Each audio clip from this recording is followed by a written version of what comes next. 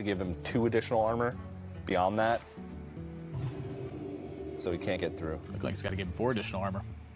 Yeah, 2 additional armor beyond the initial 2. Oh, yeah. Still a strong turn, though. Killing all day has to kill this 4-6 or defend against it. Hero power kills them 50% of the time. Make that 33%.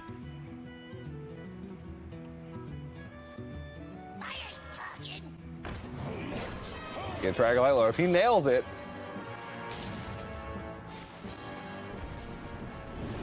He nailed it. Oh my.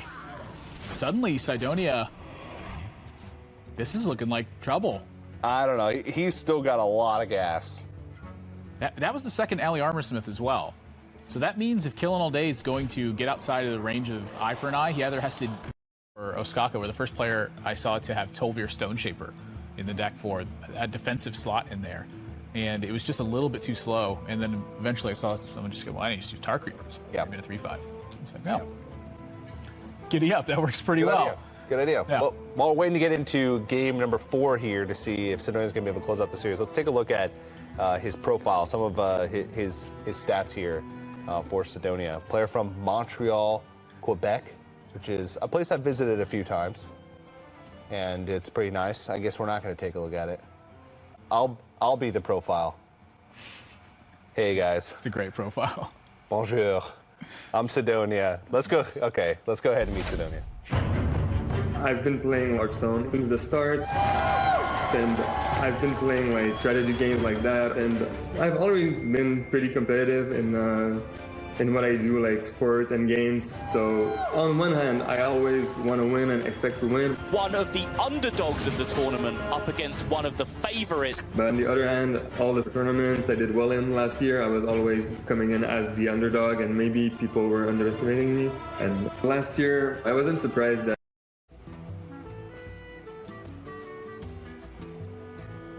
Vanish can keep him almost alive, but only if Cydonia does not charge the Stone Tusk Boar this turn. I think Cydonia is going to realize the only way I lose in this situation is, or the only way I don't kill him next turn is if he vanishes. And so he's going to play the Stone Tusk Boar, and now there's just nothing that stops this. Killing All Day, desperate Mimic Pod, but nothing can be drawn to save Killing All Day. Cydonia going to take the match 3-1, move up to 5-2, and leave it up to the tiebreaker gods. Leaving it up to the tiebreakers. I like the way, Cydonia, both these players had incredibly built lineups for the field.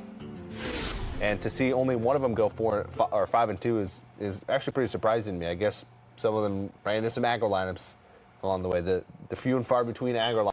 Hits away. So now every single decision is absolutely massive. The outcome of every single shot is huge. Right, and there's kind of 2 outcomes here that I think Noble's okay with hitting with the Ragnaros hero power. I think it's not only the face for 1, because you could threaten to kill him next turn, but the Gastropod also introduces an element where Noblord's, no matter what he develops, is also going to be extremely weak and vulnerable to that. So perhaps Noblord wants the hero power first again, which is what both players seem to be leaning towards at the very beginning, and seeing the outcome and then adapting to whatever happens afterwards. And Noblord's kind of agonizing over it because I think he's calculating everything. He goes for it. Okay, it hits the Gastropod. I was kind of expecting to hit finish at this point because like Noblord's been getting a lot of great outcomes. The second best option. And now he can double develop here. And honestly, it may even be the best result because of the fact that he's double developing large minions here. Obviously, the Tar Creeper isn't that large, but being able to establish the... He could hit the Ally Armorsmith's... Oh, he can't quite get through with the life because of attacking the Ally Armorsmith gains Noblord life. So he can get through to guarantee the Ragnaros hit to the face, but it would not actually end the game. You see, 4-3! Takes the shot. Ooh! Ooh, bricks All right, well, the rim. Now it's Noblord's chance. Can Noblord get the fireball to the face, or will it be Harrison Jones going down? I mean, Noblord picks up Blood of Brave. That changes nothing. He can draw off the Curator, and actually the Curator's pretty important because... Oh, it is, because another minion... Oh my god, he missed again!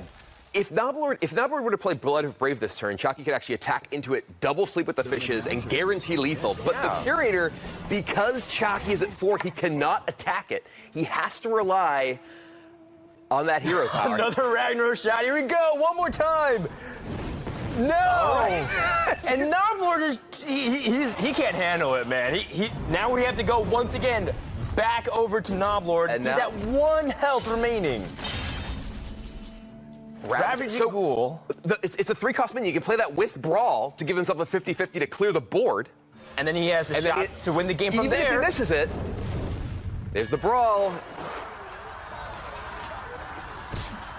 The Ghoul wins, and Noblord wins the game. Oh my goodness. Game 5 is over, and Noblord, after a roller coaster of emotions, is going to go 5-2. Is that going to even be enough to get out of Swiss, Brian? It might not be. Both these players, despite their epic struggle back and forth there, they were kind of in the scrum in the middle of the 4-2 bracket. They were not near the top of the tiebreakers, and only a few players from that position will make it through. But that was quite the game.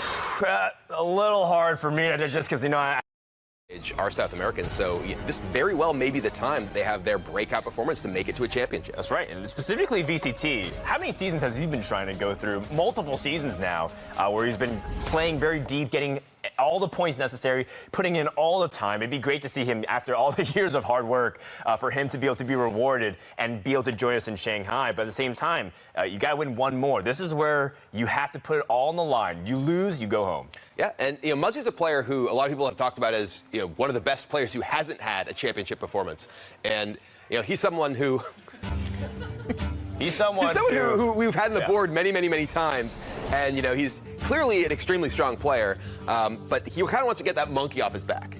I felt bad about the Muzzy line that we took. I probably oversold it. Yes, he has had a record of, getting very, very close over and over again, but Muzzy plays great. Muzzy always plays great. I think, that is just the hallmark of him as a player, is that he's one of the world's very best. And I apologized to Muzzy on Twitter after that cast that a lot of those clips were from. It's like, I probably piled on a bit too heavy. So again, I'm delighted to see Muzzy here having another chance to shut me up, to shut everyone else up, and to prove that he is an absolute Hearthstone god. Yeah, I don't know who the ponytail guy was, but the guy next to him was a very, very handsome fellow, if I do have to say so myself. You would have to say so yourself, yeah. No one else is going to do it. There we go. Muzzy there in the zone, though, getting focused. And we saw as well, just straight after the win, hidden behind this Jade Behemoth that can't be traded into effectively. Yeah, and we've heard a lot of talk about Paladin over the past couple of days as this Spike Ridge Steed goes in. And Muzzy himself has said that he likes to bring decks no one expects, and I personally didn't expect this very hardcore, full control Paladin, but we can actually hear some more words from Muzzy on his lineup choice. It's always better to bring decks that you feel are good, that people aren't expecting, because if it's a deck people aren't expecting, they won't know how to play against it when they're at that point. If they don't have a lot of practice against it, they have a much slower win percentage versus a deck like a similar deck which they've practiced a bunch, or they know the matchups, they know. Continually powerful enough to keep going at a great early game, a reasonable mid game, but couldn't finish it out, and that brawl being pretty key as well. Starting with the hero power, as always, nails the 7-7, and that is just fine. He doesn't need to be pushing damage to face with Sulfuras right now, because look at the minion presence. That is a clean 16 being pushed this turn if he wants to swing, and of course he does. And look at the smile. Muzzy is feeling it now, like it's finally all paid off for him. The curse is dead. Muzzy is looking like he has wrapped this one up. Yeah, after so many times of being so close in so many HCT events, in the last call, top points earner for America's region last year, currently top points earner this year, and now the first player from the playoffs of America's Spring to go to Shanghai, China, to join the rest of the 8 players we already have. He must be absolutely ecstatic at this point. Finally paid off for him. Yeah, you can tell how much it means to him to be, of course, heading to Shanghai with all of these fabulous players that we've already mentioned. But for Muzzy in particular, this guy is A, incredibly talented, B, incredibly dedicated to the game. He's just had those rough breaks at the last over and over again. Now, finally, he has squashed Like, they're putting up an amazing lineup so far. Yeah, we asked the question multiple times, how on earth can the Americas region match what Europe have sent out to Shanghai here? And, well, if they were going to do that, Muzzy is a pretty good starting point. Yeah, and we'll be able to have some words with Muzzy as well. Huge congratulations on that win. You must be feeling absolutely ecstatic. But if you can put into words how you're feeling after being so close to qualifying and to making it in so many tournaments, you've actually made it to the championship this time. Well, all I can say is, did I choke that time, Sottle? Wow! Deserved. No, I take it. Like, I apologize straight away. I went in way too hard. I'm pleased for you, man. I think you're an amazing player, and I'm glad that you did it. No words. There we go. Got to make it finally. It feels really good. Like that last game when the Innervate Fandor and the Innervate Nourish, what happened? I'm like, okay. You know, get buffs on the Tide Collar from the minions that come out from Finja. And that's exactly what's happening here. This is the biggest, buffest ninja I've ever seen coming in, taking out the Grand Sea Protector. And if there's a war leader here, that's a war leader. This game may just be over. I think so. One war leader comes out. A second war leader has come out. And I think that is the beginning of the end and is making his victory march to Shanghai. Yeah, that's just an absolute Murloc army. Astrogation has nothing that can deal with it. I mean, he can try to fish or something. The only way that he can normalize maybe was if he had a Sunkeeper Terran, but that means the Murloc war leader still buffs everything. You see frowny face there from Astrogation. TT. And he's going to try one more time to look at the Stonehill Defender, but It's difficult for him to make big progress. I like the Stonehill Defender as well. Force the attack from Ragnaros Lightlord. And he's going to devolve as well. That doesn't stop Spike Ridge Steed, though. However, it does set VCT to 5. And setting VCT to 5 means that anytime Kuonet rolls a Spell Power Totem, he ends the game. Yeah, I think the Spike Ridge Steed isn't even going to be enough. But Wicker Flame Burn Bristle. Well, that's a big swing in terms of life total. But how's he ever going to clear this board? That's the question. That's really the big thing. If Kuonet lands Spell Power, and he does, there it is. Game 4. VCT just cannot help but react to the situations. I mean, to be honest, that seems like a pretty tough matchup unless you get one of those ideal control draws. You're looking for Doomsayers early on. You're looking for that early curve. As early as you can get it. Not able to pick it up. And Kuonet sort of showcasing the power of that token Evolve Shaman. Got a lot of reload. You have to use your clears early on in the game to avoid Bloodlust or just dying out for Flametongue Totems. And then all of a sudden you use your last clear, boom, Doppelgangster Evolve. They still have a big board full of 6 mana minions. It was very wisely played from Kuonet to force the action as much as he could with his little cards. And then as soon as he saw that second quality, bam, Doppelgangster. There it is. Kuonet, first career HCT appearance. Does have some tournament experience in the past, including a pretty impressive run through the Japan Major just a few weeks ago. Also has a master's degree in computer science. It's a tough one to get. It really is. It really is. I do not have a master's degree in computer science. I don't have a master's degree in anything. You have a master's degree in my heart. Oh. Going wide on board, that plays right into the pair of brawls that Kuonet has. And so I think for his sake, he's okay if every single one of those goes his face for the rest of the game. If he's trying to win a value battle here, he's not going to win it. VCT has a ton of cards. He's got the hero power to put minions in the way. He's got N'Zoth towards the end of the game to reload. And if I were VCT, I'd heavily consider just not playing anything else. Hero power is not really doing that much, and it's playing into Brawl. He goes ahead and uses it. We'll see just how much of impact that 1/1 has. Oh my. Oh my. Another eye roll from VCT. That's a really bad outcome because that guarantees the 8 damage to face once again. Well, VCT's got to be sweating now. I mean, his hand is so big that it's difficult for him to get multiple threats online at the same time. The Public Defender in the way is going to absorb 2 shots from that Ashbringer. Forbidden Healing, perhaps a reprieve from the damage he's going to face, but this is dangerous territory. It may not look like it. But no one controls those shots except Ragnaros. And if you just Forbidden Healing here, in order to get the maximum effect from the heal, it means that you're basically foregoing development. So he can take out the minion here, Forbidden Healing, and you go back up to 23. VCT is going to take the risk. He's going to 11. Kuonet can limit the board to 1 minion. He gets to hit face for 4 with Sulfuros. Without any extra cards that can affect the board, Kuonet has a 50% chance to end the game this turn. VCT's breeding aside. Ragnaros Lightlord lives. And it hits game face. 5. It's going to be Kuonet draws the perfect card with Ravaging Ghoul to set up a game-winning situation for him, and it comes through. Wow. But what it's going to come down to is going to be the mage from Kuonet, which has struggled in this series, as we've seen. Can it overcome the paladin? That's going to be the big question. Well, he's teched for aggressive builds in his mage deck as well for Kuonet. We've talked about the double volcanic motion we saw in Killing All Day's list. Kuonet's got that same thing, but he does have a Cabal Courier in as well.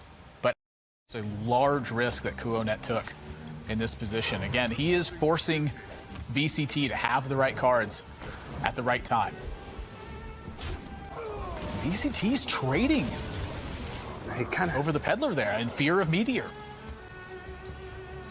I guess Meteor, but also I don't know if you can leave that minion. Yeah, I guess Meteor is it. Blood Mage Thalnos coming down here. How much damage is this? 7, 14, 18 damage with the coin. That's it. VCT foregoing healing with the Ragnaros Lightlord here.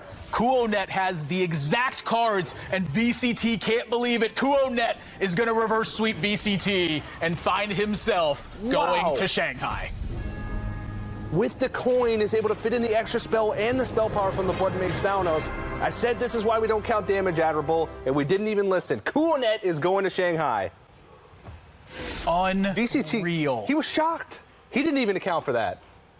I mean, you can't really, that fireball, the second fireball came from the Primordial Glyph. Insane ending to that series. Kuonet, with the weak link from the mage, gets there. And there you go, Shanghai bound.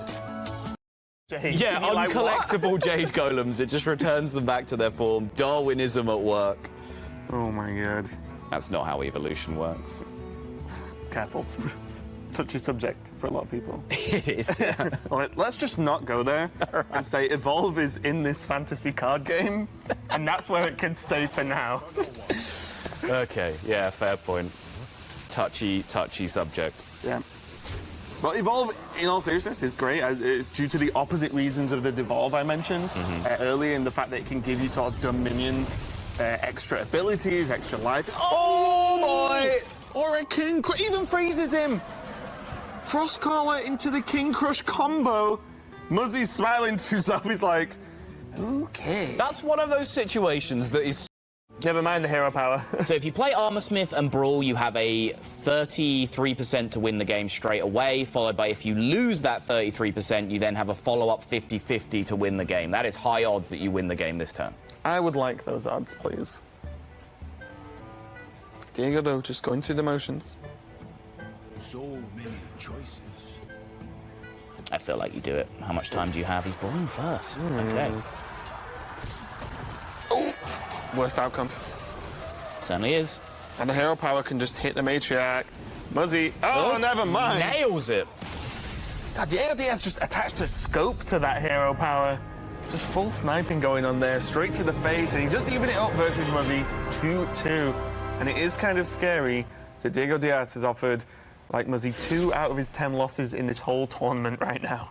Yeah. It's kind of nuts.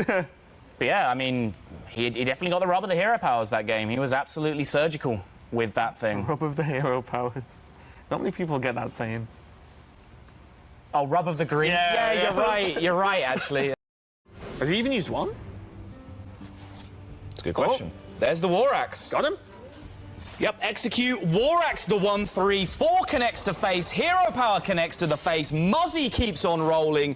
The undefeated streak is intact. And Muzzy is going to try and climb all the way to an undefeated championship victory in the spring season.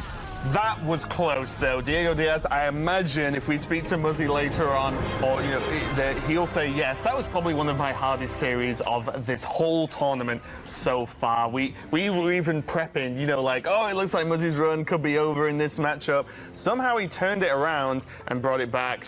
I'm a dumpster tier caster compared to the might of Firebat as well. You guys are giving me a lot to live up to, which is intimidating. Because now I got all this. Everybody expects me to do well now. It's such a Firebat response. Man. Yeah, it's such a Firebat response. Everyone gives him compliments. And it's like, now people will think I have to do even better. Right. Like, I wish you guys would give me the low blows like you do Raven, and then everyone's going to be like, oh, this Firebat guy is going to be terrible. He's going to make all the wrong plays. And they'll be like, oh, he actually saw something kind of good. Oh, cool. But now I have all this to live up to. Do you want to swap? You can have my community low standards, and I'll just be a world champion. You are both fantastic. I agree. You can have boobs. You guys are great, too. Thank you for that. Thanks. Do we hug now, or No, how does not even a little bit. What have you guys got going on over on that side of the tavern? On this side of the tavern, we are going to be having Kuonet versus Ant to see who is going to be coming up to play against Muzzy. It's going to be a good one. Better than yours, I bet. Cora, I love you. Really good. You know I love you. No, your mana bind. Vaporize. Vaporize. The one that it actually is. Yeah. Kuonet uses his Flame Strike as aggressively as possible to try and get this Mana Worm buffed and be able to push damage with all of his minions and even ping the face. Reaper, War Axe, Deckhand off the top. Upgrade can set him to 1. Checks for Counterspell. Does do that as well. Sets up the 2-turn lethal if Kuonet doesn't get a way to kill or survive. And he only has 19 damage right now, so not enough to close out the game with the Pyroblast. He's going to need something. Alex Straza is drawn to the hand for Kuonet. He's able to stabilize. He needed that or the Ice Block there, or the Arcanologist to discover the second Ice Block. He did have a fair amount of outs, to be fair. So he had 3 outs. Also, Gluttonous Ooze would have worked, so 4 outs. Maybe even Frostbolt number 2 to freeze the face. But of all of those outs, Alex Straza is the most sure thing. And that is going to do it. Kuonet is going to be meeting Muzzy in the grand finals. Kuonet, after apparently, as he says, he wasn't even going to show up today. He was 4-2 yesterday, but his friends convinced him to actually come and finish his last Swiss round today. He ended up finishing 6th in the Swiss. Now he's going to Shanghai and the grand. His opponent's at 11. True that. So both of them were bad. Right. Bird. Stono defender trains. Looks like Muzzy's more than okay with hexing here. And I think he's trying to bait his opponent to playing into some kind of big taunt because he's got the devolve. But we know that that Kuonet knows that Muzzy's drawn pretty much every card in his deck, so he has to have devolve in his hand by now.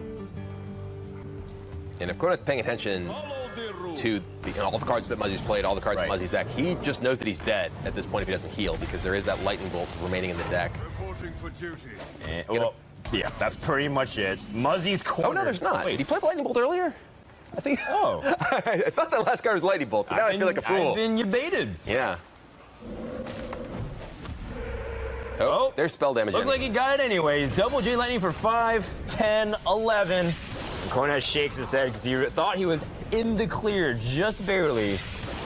But just barely not. Muzzy, that was a little scary at the very end. He almost got out-resourced there. I mean, Muzzy still had some gas left. He still had the Stone Hills, and they were both getting to fatigue. Kuonet had already played all his healing in his deck. Muzzy still had the Hex. He still had Devolve. He still had just a lot of resources to fight that long game, not just the burn. That's true. That's true. And he never even got around to playing his double Tyrians, really. Right. It's because he was just afraid the entire time. And how insane is that? That just a couple of cards, the threat of them, disables probably one of the best legendaries in the game. Yeah, Tyrian Forward Ring has some of the highest win rates right now. Does kind of weaken his own Pyromancer, ironically enough. So he does have some time. And you know what? Muzzy's also kind of low on health. He's at 13. It's true. Oh, boy. That roll is actually very nifty. Now he doesn't have to worry about ways he can deal with that Pyromancer. Muzzy can get right back on that clock. Charge 8 to the face. Put Quonet on 2 turns. It's actually a lot closer than I thought it'd be. Well, there's the Aldor Peacekeeper to potentially neutralize the Matriarch. The Matriarch can still kill the Silverhand Recruit, and that means there's another 50-50 for 8 to the face. Yeah, it's interesting that, you know, I thought that would have probably been an opportunity for Quonet to play the Tyrion, but he wants to set up as many minions as possible. But it's like you said, I mean, right now, Muzzy's just climbing far ahead. The more turns you get the hero power, it's not just a clock on your opponent, but it's also the more value you get off that 8 damage. And now Quonet. And I'm going to draw the main cards, and Quonet has pretty much got nothing else going. Dirty Rat is actually going to be kind of a disaster if it pulls a Primordial Drake. Although Acolyte's pretty of a funny proposition. Right now, just the board is lethal. You know, Quonet can't just play the Kodo. He would just die to Harrison plus the second rate bruiser. But yeah, that Drake comes down. Consecration, and yeah, there's nothing Quonet can do. Muzzy has all the tools. Quonet's going to hero power, but the writing is on the wall. Muzzy with a 3-0 sweep is going to become the America's Spring Champion. Congratulations, Muzzy. It's been years in the making, and you are not only coming to Shanghai, but you're coming home with the trophy from the Americas region. Quonet sits back, kind of evaluates what just happened. I think the series just started like 10, 15 minutes ago. And just like that, just as fast as it started, it ended with Muzzy on top.